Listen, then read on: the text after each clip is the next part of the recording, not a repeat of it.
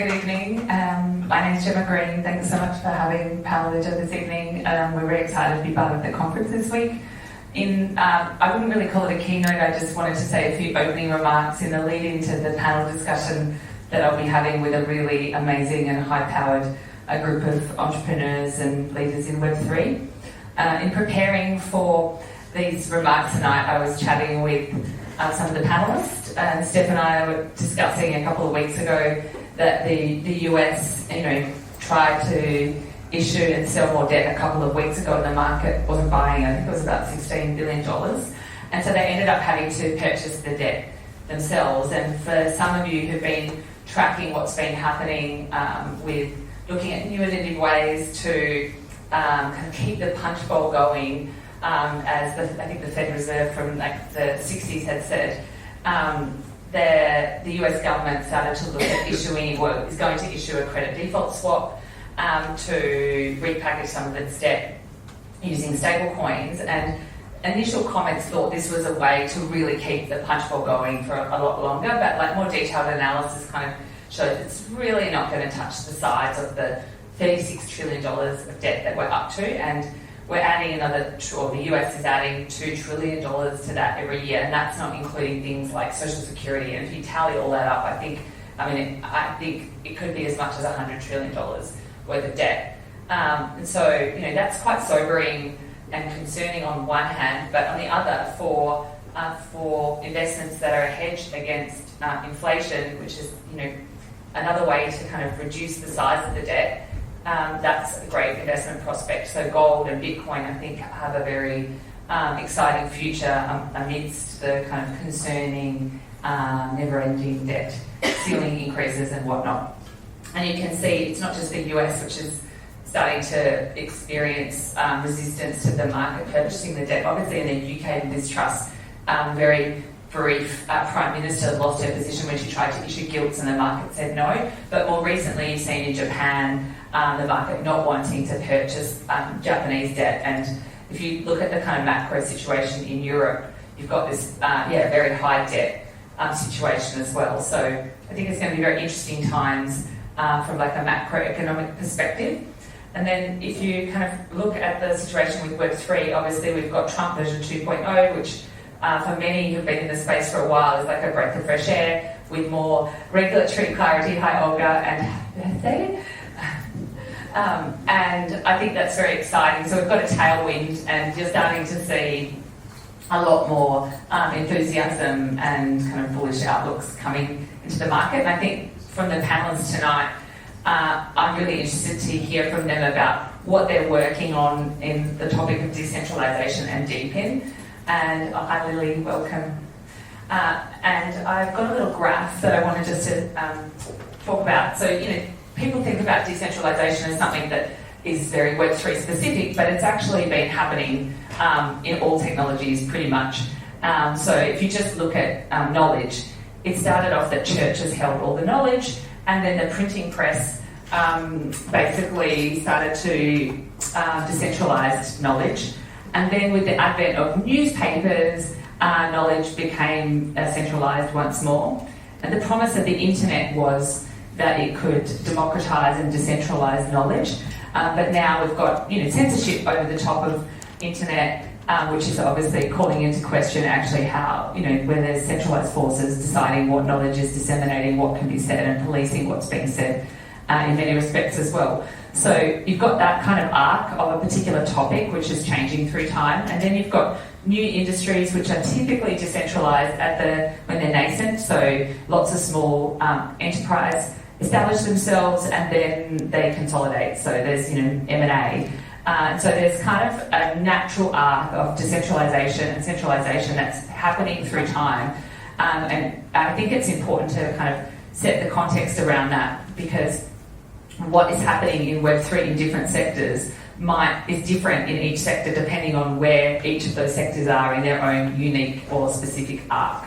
So what I wanted to do was invite the panelists onto the stage and begin a conversation really by asking each of them around what are they working on the topic of decentralisation and centralisation. And I'll just before I do that, I'll just talk to a couple of the things on the slide there. Can that slide go back? Yeah. Sorry? Thank you. Yeah, so in the case of electricity grids, which is what Powerledger is focused on in terms of tracking and tracing electricity, grids actually used to be decentralised. So small grids used to exist, and there was like a nationalisation program that happened in like many high-income OECD countries where the grids became interconnected and there were national grids. And we're seeing now actually a trend towards a more decentralisation with electricity generation as well, so not just poles and wires. So electricity remained unchanged for a century with big power stations from nuclear, coal, gas, bringing electricity to people's homes and businesses. And then in the past 30 years, you've had more decentralised solar and wind coming into the grid and having really a hybrid system, I would call it. And then centralised players offering electricity was really through government owning the poles and wires. And then pretty much in the Margaret Thatcher era, you had the beginning of deregulation and privatisation, which actually cut apart all of the grids, generation, transmission, network assets, and the selling of electricity, the retailing of electricity. So you've got this theme happening in electricity, the sector that we work in as well. A couple of other comments. In terms of centralisation, iOS release was an example of centralisation. Telecommunications Deregulations Act of 1996, which was under Bill Clinton, that is like an example of decentralisation, because prior to that, telcos were pretty much owned by big government players or big players. And I don't know if you're old enough to remember, making a long distance phone call costing like $2 a minute. But after that, many new internet service providers set up. And so there was a big wave of decentralisation through the telecommunications sector, which has continued today. But we've also seen consolidation in that sector as those players got bigger, and you've got like a number of large players that operate in that new space. So I think, and then I think Brexit as well. I think that the EU project was a mass project of centralisation, and then 2012, 2013 Brexit was the beginning of decentralisation, and I think there's other conversations around individual I think the trade wars that we're seeing with tariffs as well is like a level setting of all of these arrangements, which were very, very macro, and now individual countries making more decisions unilaterally rather than in an aggregate sense. So with that, I would be very delighted to invite my esteemed panelists onto the stage and start by posing some questions to them around the theme. So if you would mind, I wouldn't mind putting up the slide with the photographs of the panelists. Oh, you can, yes. Beautiful. So first of all, I'd like to welcome Oliver Feldmeir. Where's that gone? You just go ahead. Oh, from Griffin AI. Welcome, Oliver. Ralf Glabischnig from Inacta Ventures. Alessandro Carli from Acurast, and Stefan from Truflation. Please join me on the stage.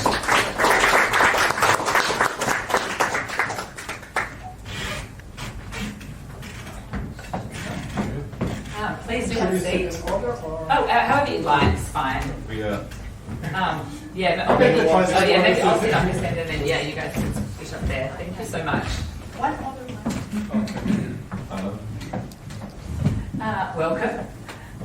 So I'm going to start just with a broad question to each of you, so it'd be great just to get a brief comment. In terms of what you're working on, what would you say about where do you fit on the arc of centralisation versus decentralisation in the sector that you're working on? So maybe I'll start with Alessandro. So basically it's, let me quickly say what it is that we're doing. Hello everyone, my name is Alessandro, I'm with Acurast. What we effectively do is we created a compute network that is decentralized, but fully powered by smartphones. Why smartphones? There are a couple of reasons for that. My background is in mobile security, so basically it all started with this high security chip that you have in each and every one of those phones. and then continued by realizing that it is the vast majority of compute available worldwide. So when it comes to decentralization in this case, we start seeing more and more of nowadays this push towards self-sovereignty, especially in the compute case, because you have more and more acceleration through AI that is pushing power towards these already very big and powerful tech giants, right? And this might all seem like a very ideological thing, but it's actually very, very, very real. One example is how the International Criminal Court basically decided in a way that Trump was not necessarily happy with, and they cut off their Microsoft accounts, basically cutting them completely out of any forms of communication, emails, and all their services. Long story short, this obviously is not the future that we want to see for humanity, where we basically just work and get replaced by compute that is sourced from giants, and that's what we do at Acurast. Great, thank you. And then thanks for suggesting to just give a brief intro of what you're working on, your company, your title, and what you're doing. And then if you could just also explain the decentralization piece as well. Thank you, Oliver. Thank you, Jemma, for hosting us, and good afternoon, everybody. So I'm Oliver with Griffin AI. What we do is we teach agents how to use blockchain technology. So building agents specific for blockchain specific use cases, so it's mostly around DeFi, about crypto finance and so on. And decentralization versus centralization, I think we are operating along the full spectrum. So some of our AI agents are using services like OpenAI. Some of them are running on self-hosted cloud services. We are now working with integration of decentralized compute providers. And on the far end of the extreme, we are operating AI agents on local distributed hardware. So it's trusted execution environments where basically the agent is run on a specific hardware chip sitting in a server. So I think we cover the entire bandwidth of centralization and decentralization, but really our key focus is on teaching agents how to make sense of all the DeFi crypto blockchain transactions. Thanks, Oliver. So it sounds like in your field, it's a varying degrees of importance for it to be decentralized versus centralized. So you're using a mixture of things, whereas Alessandro is very focused in more absolute terms on decentralized. Correct. For us, it's about being cutting edge, and some of the most cutting edge technology is still centralized. But at the same time, in the long run, we believe in a decentralized future because we don't want to give all the trust and all the power to a few big tech players, but we want to be able to host AI agents ourselves and control them in a decentralized way. Thanks. We'll come back to you on AI agents in a minute. I've got some questions to ask you on that, but I'll turn to Ralf now. Thank you. Thank you very much. My name is Ralf Glabischnig. I'm one of the founders of Inacta Ventures, Crypto Valley Association, Crypto Oasis, and some other stuff. What am I doing? I'm building technology. We are invested in a bit more than 100 projects at the moment, and decentralization versus centralization. Unfortunately, we are at the moment fully on the centralization path. So there was a vision 2014, 2015 of having a fight against the GAFA companies, smaller companies ruling, and when we see what happened the last few years, Binance, Tether, and a lot of other players, we have seen the fastest centralization ever. And I'm a little bit more worried about AI, even on that level, because when I look at OpenAI or Grok, decision making is centralized now.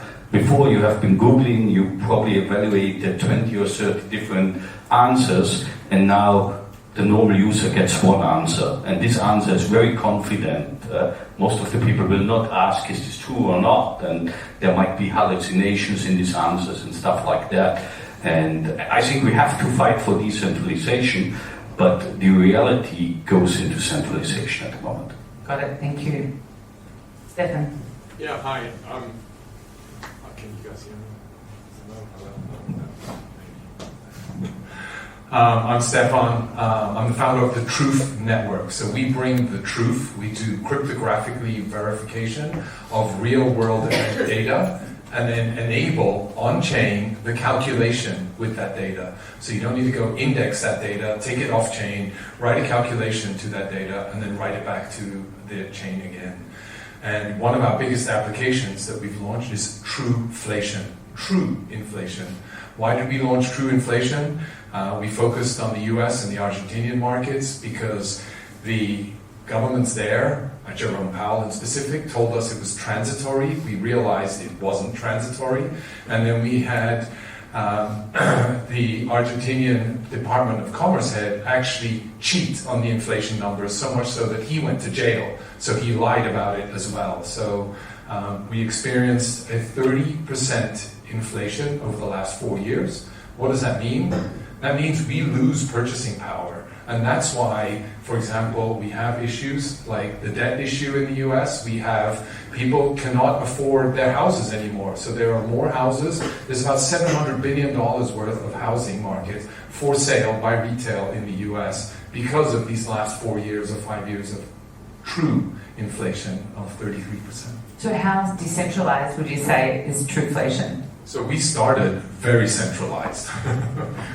So we built everything on a centralized SQL database, but we now have 6 validators that maintain and monitor and write data to those databases. They're whitelisted. It's not fully decentralized because the cost of data slows down all of the network. So how do we maintain speed and turnaround times So it's kind of like an optimization of these 2 factors. Great. and cost? Thank you. Lily, welcome. Hi, my name is Lily. Lily Liu. I'm president of the Solana Foundation. I work on a DePIN project called Solana.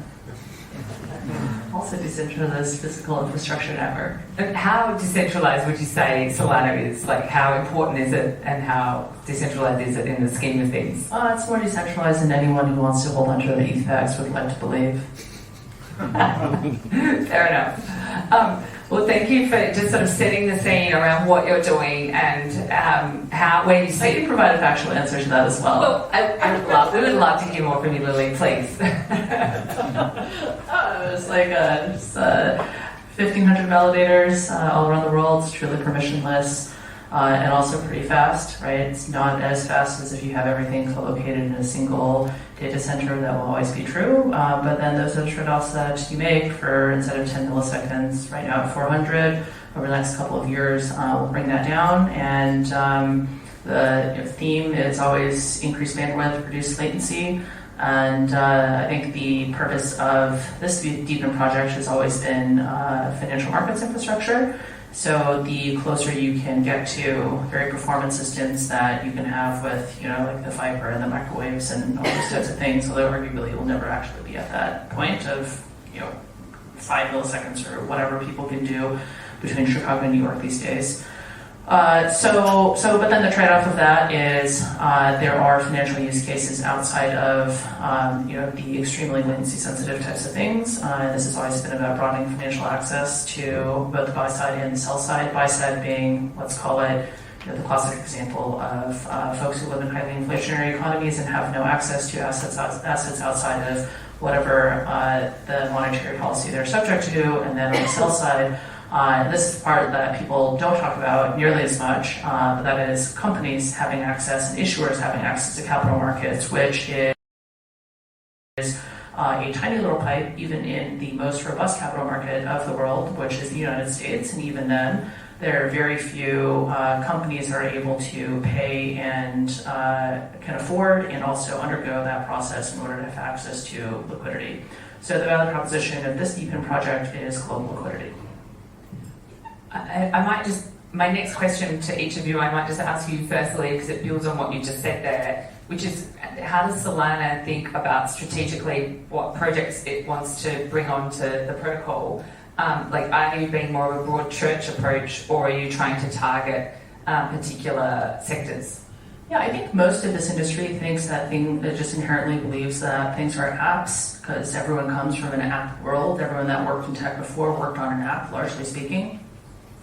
And so I find this to be interesting now, whereas, for example, there's an ongoing conversation of why don't Solana we be more like Hyperliquid? You're like, well, I mean, 10 different reasons, which is not to say that you don't want to be more performant to perps, but there's a lot of projects out there that take the app type of partnership model of we're going to have one stable coin that we do a deep partnership with, and we're going to work with one canonical BTC, and we're going to work with have an ecosystem of partners, and you make your choices, right? I think that there's something to be said for and that makes sense if you're an application. But if you are seeking to be sort of analogous to TCP/IP, then at least at the protocol layer, now you can talk about apps on top of that, but the protocol layer, you have to be something where all of the assets and all the ways to use those assets, well, let's talk about all the assets initially, have equal access, right? And so with money market funds, you're not going to enshrine a single money market fund, and in the same way, in the traditional finance world, there's I don't know how many money market funds, and that's fine. So that's what I see the role of generalized infrastructure being versus where I think actually most people spend their times, which is implicitly in the application world. And I think the worst of all answers is when people try to do asset chains. I mean, that one is doomed to fail. So I would suggest not doing that, not investing in that, not spending time on that one. Got it. Thank you. I'll come back to you in a minute and just dive a bit deeper around applications on that topic of focus. And maybe a question in advance is it important to Solana for the applications to be decentralized in the way that they operate? It depends on what the application is and needs to do. I think that when people got all into this whole sort of, the gaming era, which I think is my least favorite thing about crypto in the last 11 years, the gaming era, and people wanted to build fully on-chain games. The question is always, why? Why? And when people want to do SocialFi, we're like, why? And how does blockchain add value to the social app, and how does the social app add value to the blockchain as well? Do you actually want to stuff your chain full of fully on-chain why? Who does it make that better? And if you have to pay a fraction of a cent to like something, I'm just going to give the less. So it just totally depends on the app. Now, the transactions that really matter to have on the blockchain are things where you're transacting value. And I think that's maybe one core principle that you have. There needs to be value transaction. Now, what's now defined as a transaction that transmits value is broader than the way we thought about that before blockchain, because blockchain is newly financialized new markets. I mean, heck, we even made pictures into $1 billion market. And so, what the definition of what is a financial market, what can be financialized has inherently been broadened in crypto. Okay. Taking that into account, therefore, it still comes down to a transaction of value is what is actually important to be on a blockchain. And those parts that are not having to do with transaction value are better served by using AWS. Yeah, great. So you're not just an acolyte of decentralization for any old reason. There has to be a good reason to do it. Decentralization, how does that add value to something that humans want? So decentralization adds value to something that humans want because it's harder to censor it. That's number one reason, right? And I would say that's one of the big reasons that has been, I think, particularly relevant over the last 5 years. And then the second one is by being decentralized, it means they're neutral and open. Imagine if TCP/IP was, we are American technology and not open source. Who would want to use it? Nobody but Americans. And would you have the same liquidity of eyeballs and attention that you have on the internet and content? No, you wouldn't, because people would still be stuck in basically online newspapers rather than truly global content liquidity. And so I think that's the other value of being permissionless, which is that you can be, you are acceptable to the largest set of potential users, which is everyone on the internet, 5.5 billion people. Oliver, just building on what Lily's talked about there in terms of censorship, a lot of what is happening in AI, in decentralized AI, is focused on kind of addressing that concern. Could you perhaps talk to what you are working on And tell us, like, what are agents? Why are they needed? Like, tell us about this. A couple of questions here to unpack. Maybe let me first start with AI agents, and that's what we focus on. So we don't build the big models, like the foundational models, the Llama, the DeepSeek, and so on. That's not our business. We focus on building and teaching AI agents how to interact with blockchain. Now, what is an AI agent? It's basically a software program that can act autonomously and transact and interact in an independent way with its own reasoning, with its own thinking process. And I think this is what nowadays everybody talks about it, hears about it. OpenAI is working on it, Meta is working on it, X.com, and pretty much Salesforce and everybody else. It's really a hot topic. Why do we want them to think for themselves? Like, I think for many of us, the breakthrough was really with GPT when it first came out, and it was a chatbot. It's basically this experience you can talk to really, really smart chatbot and be creative and talk to it. But that's just the beginning, and the potential with AI agents is not just to have somebody to talk to, but somebody who does the work for you. Somebody who's doing tasks that are repetitive, somebody that is doing tasks that are maybe highly analytical, that require advanced knowledge and skills that you might not have. Assistance, and you're fine with a centralized service. I don't know, if I want my AI agent to get me the latest crypto market prices, what's the price of Bitcoin today? Of course, maybe I have a super sensitive application behind it and I want it to be verifiable and so on, but in most cases I would just go to CoinMarketCap. So why would I oppose of having a centralized service now access CoinMarketCap? I'm fine with that. They are just care about speed and costs, and I'm good with it. But once transactions become more sensitive, once this AI agent is doing more sensitive stuff, maybe I'm not so happy anymore of leaving it into the black box, not knowing who makes the decision, who controls everything.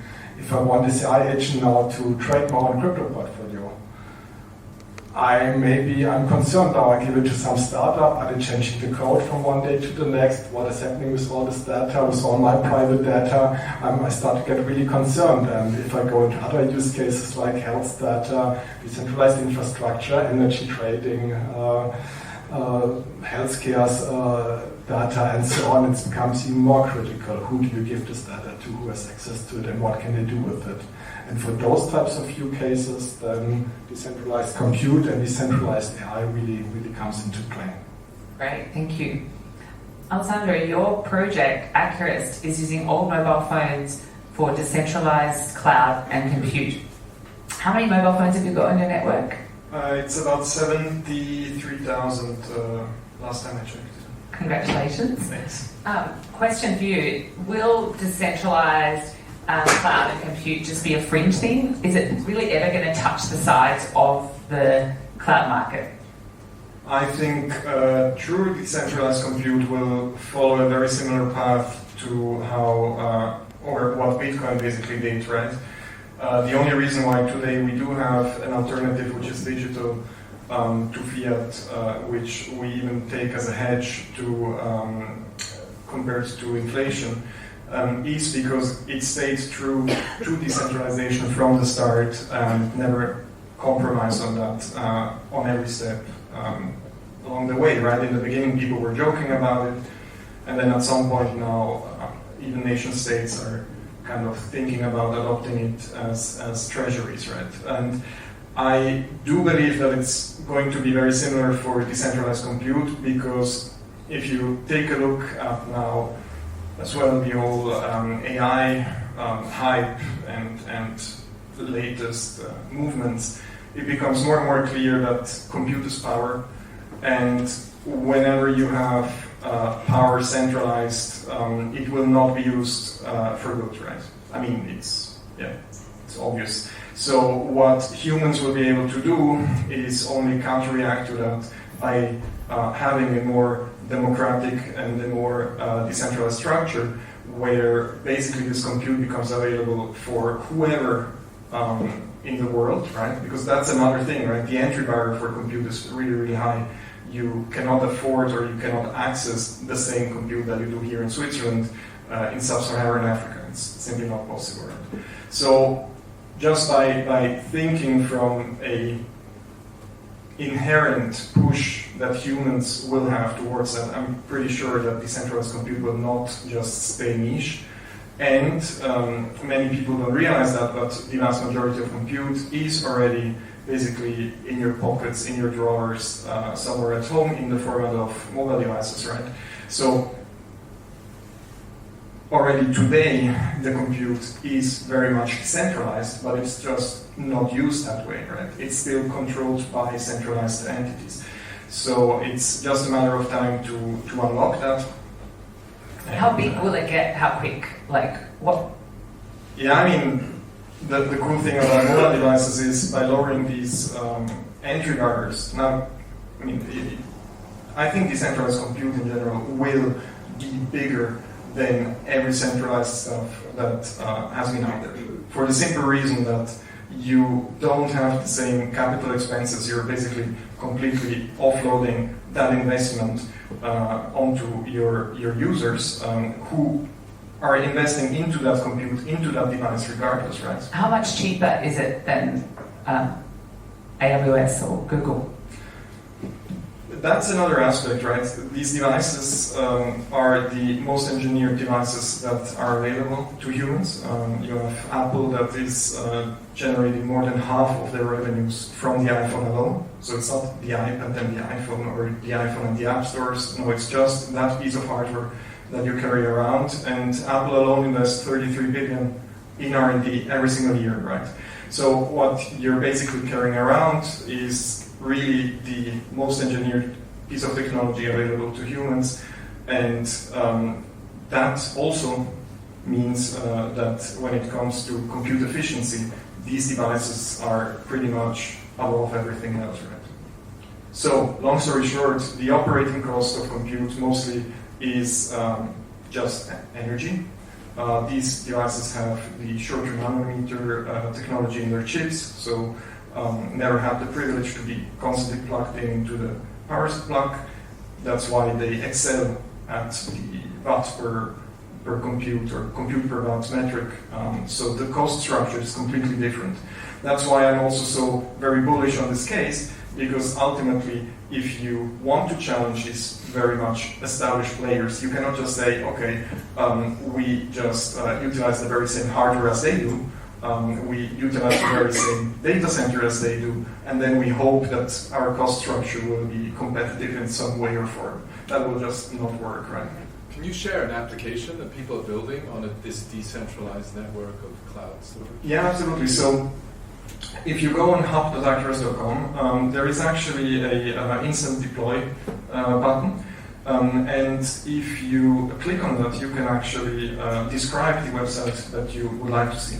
And what is happening in the background is that a large language model is creating that website based on whatever it is that you described it, and then hosting it directly onto the network. So the hosting of websites is one of the use cases.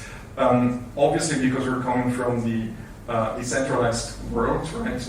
My background was also we've been in crypto since 2015, building very early Bitcoin wallets back then. And many of the cases are also coming from that angle. So there is this project called XCBTC. What they basically do is they wrap and unwrap Bitcoin, similar to WBTC. But the very big difference is that you're actually able, with your wrapped version, to convert it back to the native Bitcoin on the native Bitcoin network without a taxable event, right? Because with WBTC, the only way that you can do that is by exchanging it for BTC, right? And that project is securing about 900 Bitcoins, which nowadays is about 100 million. And that's also powered entirely by Acurast and these secure elements that you have mentioned before, creating a trusted execution environment. Those are Ralph's big His spare ones. I'm super surprised, and sorry for jumping in, but for me, energy is compute, and this power at the end of the day. And for me, centralized energy production is always more efficient than decentralized energy production. So centralized compute and big computation will be more efficient usually. But I hear the first time the way around you are telling it us. So with the website, I would use the phrase of Lily, why host it decentralized if it's a normal website? So why decentralized? But because then you can't be shut off like Parler. So There's a very good reason. Parler got shut down. yeah, I mean, depends on the website. Yeah, when we talk about the gaming website, probably it's not relevant. But coming back to that, on the other side, I think when you look into BTC and what you said, this is probably the most decentralized use case we have at the moment. And I look into everything, what keeps it a bit decentralized, and what probably adds compute power in another way now to BTC. And I'm a bit concerned of centralizing in the BTC world. So what we see with strategy, with the ETFs and so on, at the end is this locking up 2 million, 5 million, 10 million BTC, and the vision of using BTC for something useful ends up in, I can't unwrap my ETF and not my WBTC at the end of the day. And so coming back to that, I would love to learn more how you can be more efficient decentralized, but I understand that this device is more efficient than one calculator at a big data center. I think another very interesting aspect that you're bringing up with that statement is that when we take a look at regions that currently don't have compute, right? For them, it's not just about placing a data center there and start offering the compute, because the project starts way earlier. Even if we take a look at something like Dubai, Saudi, Oman, like the GCC, those countries would like to invest millions and billions in data centers, but have the very big issue that the energy grid and their setup on how to source that energy is lacking behind. So that needs to be built first, and then they can eventually also start building that specific data center, which will require such a lot of energy. The other answer to that is that the hardware itself is more efficient because it never had the mobile devices never had the privilege of being plugged in, right? And you need to be able to carry around these powerhouses and be able to use them for 24 hours, right? I mean, think about that. It's already quite crazy. But the other thing is, with data centers, you add a lot of overhead with cooling. You add a lot of overhead with the whole data center not being completely used. Like, there are additional overhead to be calculated in there. Will you be able to run a cloud or run a compute cluster all consisting of mobile chip in a data center in a more efficient way? Well, probably yes, I agree with that. But ultimately, by offloading this completely in all the households, you can also profit from these things like solar power and whatnot. Yeah. Thank you. May I ask a question to our host, Jemma? Ralf, you just brought up an interesting topic. Energy is compute. Compute is Bitcoin. Compute is AI. And just recently I saw quite a shocking story about, I believe it was Nashville in Tennessee, but don't take me down on that. There, Musk is building those huge, for X.com, for XAI, these huge data centers and compute centers. And they are putting gas generators that are burning gas, like 35 huge gas generators there, polluting the entire area, really harming the local population. There are cancer cases, asthma, people dying. They do it without all the authorizations. It's like really, really shocking at what lengths AI companies go to be able to get that energy they need to fund the operations. And I'm curious to see on Powerledger side, you're all about energy trading, sustainability, renewable energies, and so on. Do you see any trends emerging when it comes now to the increased consumption from AI and from Bitcoin, but that's probably not to the magnitude of what we see on the AI side. I think that the hunger for energy is supplanting every other factor or consideration, and countries that have less bureaucracy and can put more generation online faster are going to be like the bigger players in the AI race. So what you're talking about there is like a workaround to try and get more energy generation in. The amount of roadmap for generation to meet the growing demand for AI is like staggering. I mean, it's actually unattainable because you cannot build that much infrastructure that fast. But there's so many things wrong with the conversation around energy, like the conversation about energy transition doesn't exist. It's a complete misnomer. We're in a state of energy expansion prior to AI, and now, in an accelerated form.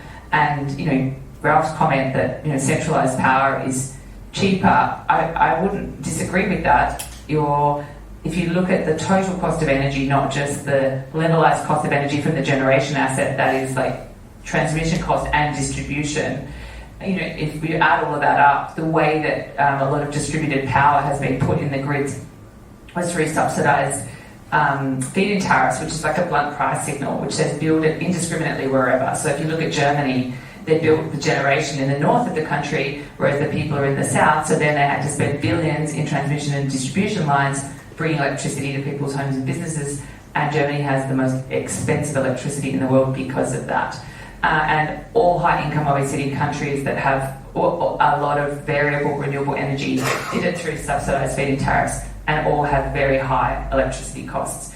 And I think that grid is, that system is why we had the blackouts as well in Spain and Portugal, and the kind of pennies dropping now that the kind of net zero strategy is broken, and it's just not fit for purpose. And I think we're seeing, I don't think that it's kind of hit the mainstream awareness yet, but AI is really pushing the conversation to its limits. And I think you're going to need like a kind of Doge for energy to actually get the amount of generation on board that countries that want to be big players in this space, or just start to participate in the first place.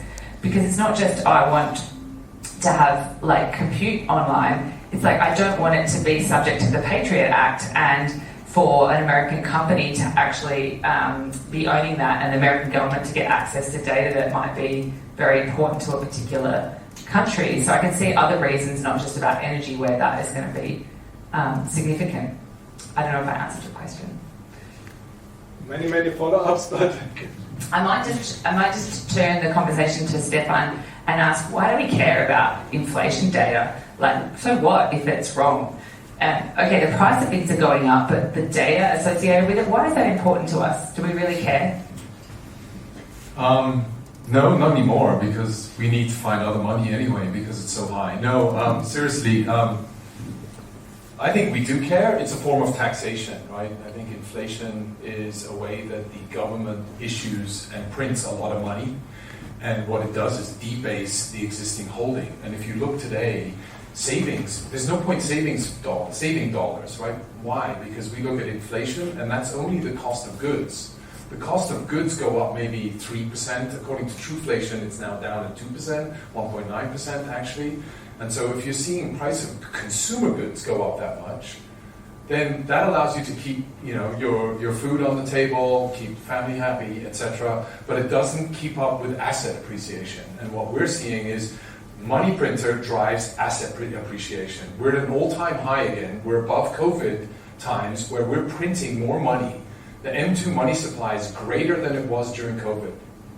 And so what does that mean? That means that asset prices are all going to go up, including crypto assets, physical assets, stocks, etc. And so how do we educate people that they can participate in that? And I think the best way to do that is allowing them to permissionlessly participate in other financial opportunities that they haven't been able to access. A hedge, right? What is that? That could be NFTs, that could be meme coins, that could be Bitcoin. You can choose whatever asset, and the people can choose whatever asset they want to invest in, and that we need to continue to thrive. Certain assets will rise to the top, and allowing people to participate in that, I think, is really why we're all here, or that's why I'm here at least.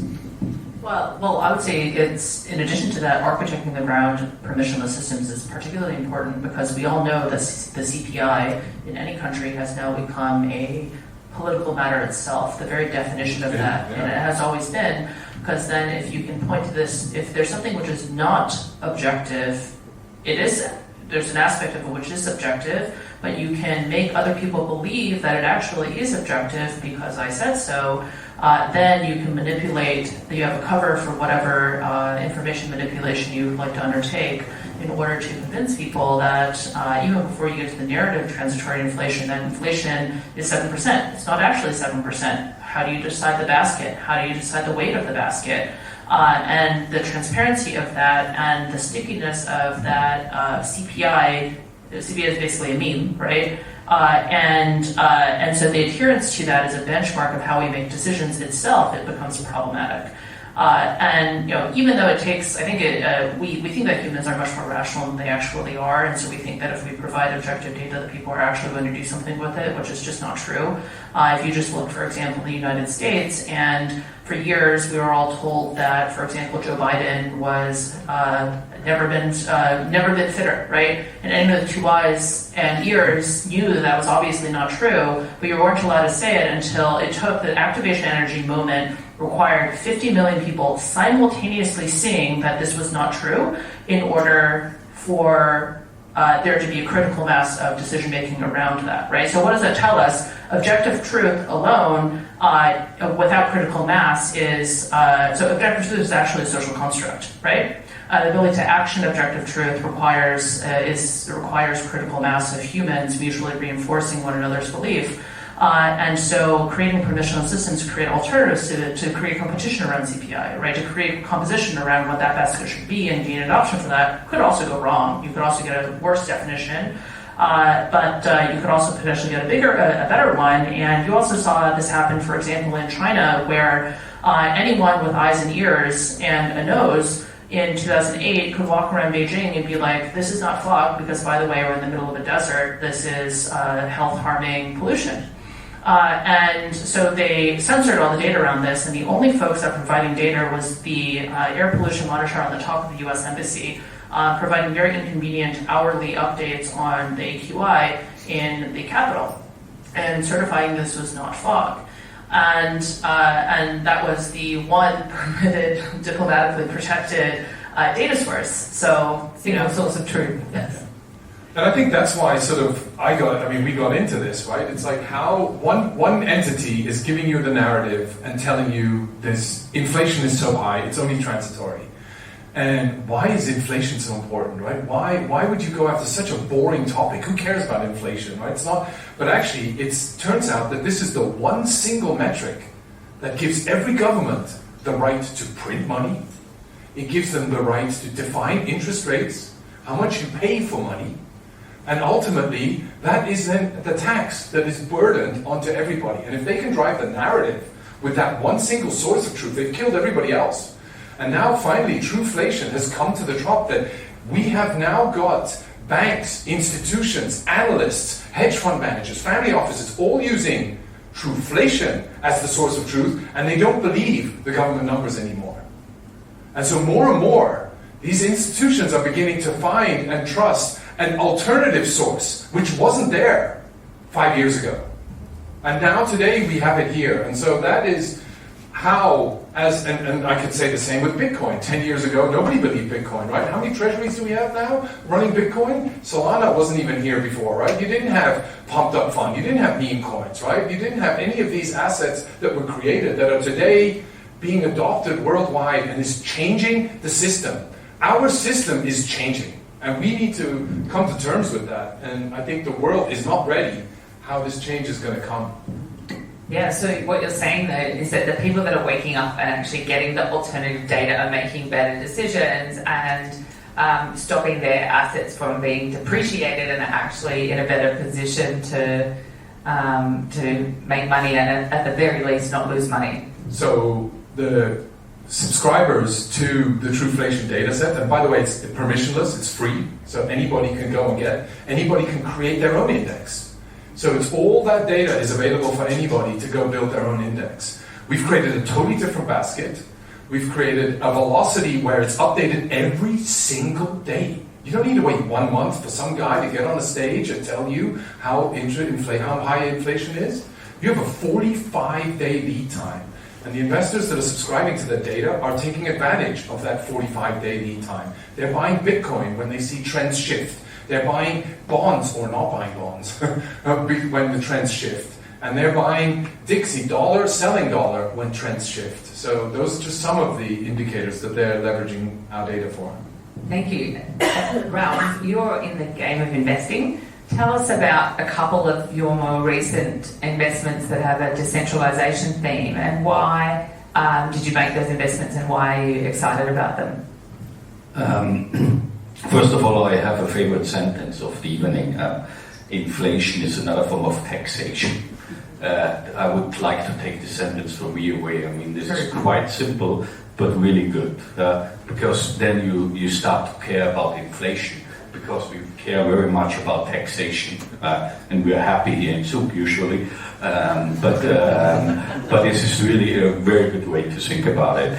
Now coming back to the investment topics, as said before, I'm very interested in utilization of Bitcoin, so products which are building on Bitcoin, where you can do something with Bitcoin. I mean, Bitcoin is the best asset we ever created. I just checked on LinkedIn, Lily still has only the word Bitcoin there on LinkedIn. So she's with Solana, but Bitcoin is the first thing. It's very complimentary. Yeah, everyone has asked us Solana's infrastructure. I fully agree. You know, I personally believe we have only one new digital asset. This is Bitcoin. Everything else, what is cryptocurrencies, is a derivative of venture capital or private equity, in my personal opinion. So when I buy Solana, then I believe in the team behind Solana that they will drive value to the blockchain. When I buy Bitcoin, I believe that there's only 21 million Bitcoin, that no one will find Satoshi Nakamoto, and that this is an asset which is not under inflation. This is a big difference. So, and now projects which are bringing Bitcoin to other blockchains to unlock the potential for DeFi and similar things, I find super exciting. So Bitcoin OS is one of them, but we look into different ones. So this is decentralization number one. And the second thing on the other side, on the AI side, human-centric AI. So how can we find out what is deepfake? How can we protect ourselves in the future? I mean, when we see now videos created with the voice attached, I mean, you have no chance anymore to understand what is real and what is not. So we need to find technological solutions who help us to navigate in the future what is real and what is not. And we're looking into different startups at the moment exactly in that area, because I believe in 2 years, 3 years, we will have a big challenge on that side. Yeah, I agree. Yeah, I think there's a lot. Omani Tech is one startup here, based out of Switzerland, by the way, with great backers behind. They're trying to get a hash out of videos and pictures and verify the hash that this video or picture is real at the end of the day. And you have a database where you can look at, is this video or this picture really deployed by this identity which is defined behind. So it's a bit the other way around. You verify if it's true, and so you need to verify, is this what you're seeing really true? So those are the topics. Great. Oliver, you look like you wanted to say something? I'm just playing around with some thought in my head, and well, both of you, Stefan, have brought it up, how Bitcoin and decentralization is changing the world, but at the same time, how things are becoming more centralized in the decentralized space. We have now all these ETFs, we now have the sovereigns getting into Bitcoin and other cryptos, we have more and more institutional money, we have the treasuries. While we're all in the crypto space for a long time, for us it was always something anti-establishment. But now we came to a point where we are looking, okay, is Trump pumping his bag, and what are the big corporates doing, what is BlackRock saying? So from being on the edge, on the fringe, we are now transitioning into mainstream. And I mean, for many of us, it was always the assumption Bitcoin will only get big once large capital is deployed and in a position to benefit from it. So on the one hand side, this makes me personally even a stronger holder of my Bitcoin. But at the same time, like, how will this change our industry? We will not be independent anymore. We will be at some point part of the establishment and part of the fake inflation numbers, and we will be a gateway for those big financial institutions and ultra-rich families to inflate the money away from normal people. So that is also for us as industry something we have to struggle with and find our answers to and make sense of it. Do we go now on with the edge and go into more and more crazy stuff, NFTs and under fun or whatever?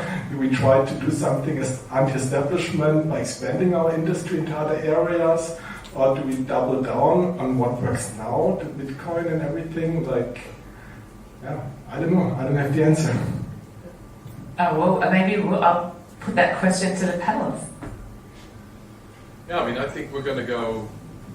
I think I think both are going to live in parallel and both are going to work in parallel. I think we're going to see centralization around the creation of ETFs. I don't see that problem for Bitcoin. Bitcoin's limited, and it's who funds the miner. Yeah, I mean, Ethereum might be slightly different. It's proof of stake, right? So the more people more money you can aggregate, the more you can stake, the more direction it goes. I think I'm more excited around the permissionless route. We need to go the permissionless route. We do need to be compliant. We need to go and find new paths. We need to bring products to market without boundaries, without costs. Today, to launch an index, for example, or an ETF, you need $1 million, you need 12 months, you need lawyers, you need accountants, you need auditors, etc. to do that. To launch a meme coin, you can do that instantaneously. To launch an index, you can do that instantaneously with no cost, and you can pull in all real-world data, get that launched, get that validated in the market, and then you can decide, do you want to go part of the real world or stay in the decentralized world and the permissionless world where everybody should have access to all of these opportunities. What industry do you have out there where 20-year-old kids can have $5-6 billion companies? Even in Bitcoin miners, I mean, the miners were young kids that made lots of Bitcoin in the beginning, before any of us even talked about Bitcoin. They were all gamers that were playing games, and they used these NVIDIA computers, and they were mining in the background, and they made thousands of Bitcoin. And now they're today 30 years old, and they've made wealth that you have not seen anywhere else in the past. So I think we should continue to drive that, and we're not going to ask, if we ask for permission, wait for approval, get the government to give us a permission to do something, we're not going to get there. And I think the society will lose hope.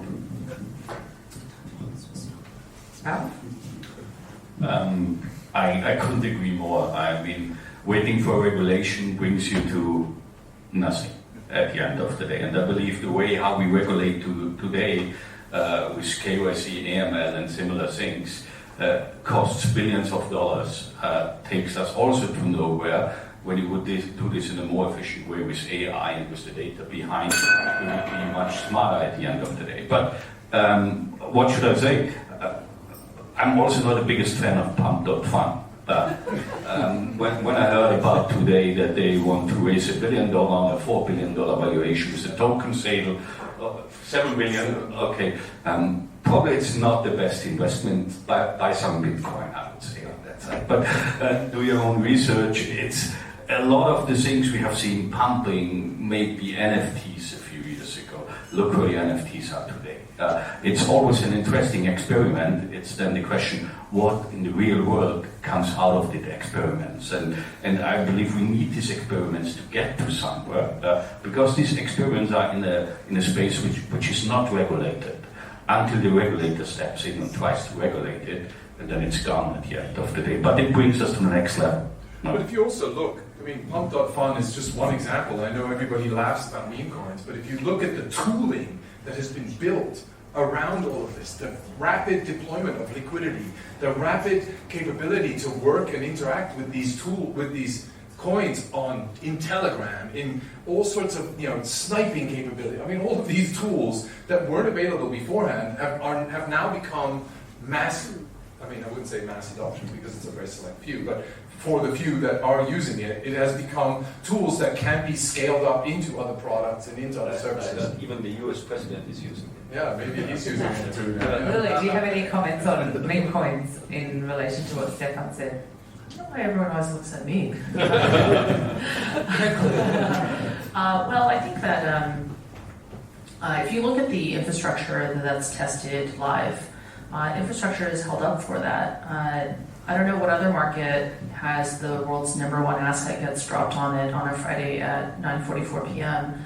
And 24/7, 365, well, 24/7 trading throughout the weekend, and handles all of that across a multitude of different venues and 1,500 different validators across the world. So when I think about that from an infrastructure standpoint, I think that's pretty awesome. NASDAQ was closed the entire time. And all of Wall Street was closed the entire time. And the only thing that was open was the internet, and therefore financial markets on the internet. And I don't think that crypto is only going to be for, let's call it, these sort of truly crypto-native assets. I don't think that's the only thing that these financial rails should be used for. They should be used for all of the assets that people want to use, find value in, and definitionally the range of assets that are going to exist on the blockchain in some tokenized or even just sort of natural form. Crypto-native form is definitionally larger than the $100 trillion worth of assets in the traditional finance world. Because there are entirely new things that can only be financialized when you have internet financial rails, blockchains. So it is actually the larger market and the more liquid market, and the broader distribution market is in every way going to be larger than the financial markets we have today. And unlocks sort of long tail buy side and long tail sell side, which I think are so significant I'm not even sure I would call them long tail anymore. So that's ultimately what the infrastructure is here to be able to do. And I think that, if you can test that with something which is, I see meme coins essentially production testnet fodder, and if you can test it with that, would you rather test it with that, or would you rather test it with your home mortgage? Well, no one wants to trade your home mortgages over the weekend anyways, but what would you rather test it with? Just a question for you. NASDAQ has felt the threat from crypto, right? How do you feel? They said they want to go 24/7. Well, how do you think their infrastructure will stand up to a 24/7 trading market the way that your infrastructure now can handle that? Well, I think they have various wrappers of things around them that ultimately are just monetized by lawyers. One of them is just all of the existing underlying kind of analog financial infrastructure. You've got your transfer agent and your clearing agent, and then we got the DTCC and the clearing agent and the transfer agent and the broker dealer before you can actually be on NASDAQ, and then who can actually be on, that's how you get on NASDAQ, who can actually be on NASDAQ. There's a whole other set of things you need to get to in order to be able to be on NASDAQ. And so there's not to say that all of that is unnecessary or bad, right? I would second and say some of that is the world has moved on from fax machines, okay? So that's part of it. And so there's part of this which is we now have a better solution. In the same way people still do deliver newspapers, but usually we still do get physical mail, but mostly we use email, right? So there's going to be a big shift just to better infrastructure that is more fit for purpose. And then there's also part of these rule books that are oriented around infrastructure that is outdated, so then some of that should probably go away. And then there's also some part which is probably actually the minority, which is just sort of nonsensical rules, things that really truly don't make sense. So for example, with tokenized stocks, we announced X stocks, which is a wrap broker-dealer product, is going to be permissionless on-chain first-day distribution in the Kraken and some other very large exchanges. And the interesting thing about that is it is open to ex-US. These are US stocks. They're open to ex-US, but it is illegal for Americans who have access to the tokenized US stock. Okay, so how did we get there? Well, cool. Obama and Biden era. I don't know. It's all of the above things, and the various thicket of rules that creates this very interesting phenomenon is like probably this thick and has been heavily credentialized by very smart people with JDs. Okay, so how do you even start to get through that and just say, okay, like the core thing that we need to have here is we need to have rules around disclosures and rules around ownership, and there's some very important governance things to have if the core nature of the asset is to be equity-like in that you get a share of the upside. Okay, so there's very important rules to put around that are ultimately decided by humans, and it's not like code as law is not sufficient necessarily. And then there's the other part of this is really just about the infrastructure that can simplify the back end for money to move, and that's not an insignificant thing. We have been very lucky to get the insights of founders and entrepreneurs and pioneers in the real world, in how blockchain is powering the next wave of real world infrastructure. I'm going to ask the panelists a closing comment before we finish up. And the question is, what are you focused on between now and the end of the year? Just to give people what it is that you're doing in your business or your protocol.